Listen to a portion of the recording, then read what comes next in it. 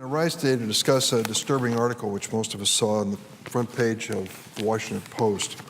It's entitled, "In Niger, Hunger Crisis Raises Fear of More Child Marriages." It was written by Sudarsan Raghavan.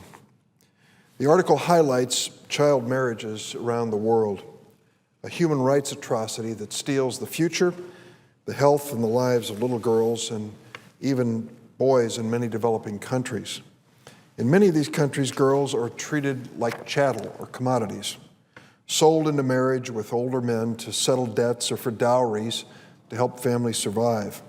In Niger, the focus of the Post article, a famine is raising fears that more families will turn to that practice, marry off their little girls to gain economic security and even survival. Niger happens to already have the world's highest prevalence of child marriage, with 1 out of 2 girls marrying before the age of 15, some as young as 7. Can you imagine? Women, look around you. If you see another woman, know that in Niger, one of you would have been married before you were 15 years old.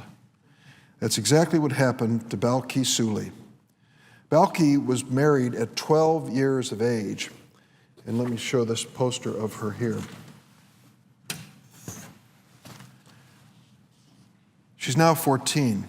She recently lost her first child during childbirth at age 14. She almost died herself. Her small body was just too frail to handle the difficulty of facing labor. While Niger has the world's highest rate of child marriage, it's not the only place this scourge occurs. It can be found all over the world, and most prevalently in Africa and Southern Asia. Recently, the Senate acted to ensure that the United States government is adequately addressing this global human rights tragedy by passing the International Protecting Girls by Preventing Child Marriage Act. Senator Olympia Snowe and I were joined by a bipartisan group of 34 senators in introducing this legislation. We've now passed this legislation in the Senate not once, but twice. Unfortunately, despite the bipartisan support for this bill in the Senate, the Republican leadership in the House refuses to act on this legislation. With every day that failure in the House continues, more and more little girls around the world like Balki are forced into early marriage.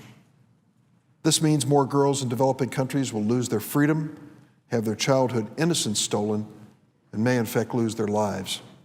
It means more young girls will be forced into sexual relationships with men 2 or 3 times their age. And it means more girls will suffer the devastating and often deadly health consequences that accompany forced child marriage, sexually transmitted disease, birth complications for the child and for the mother. That's not what America stands for.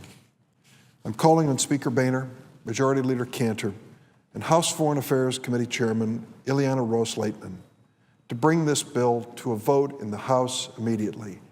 Read the article. Consider the photographs in the Post and other places.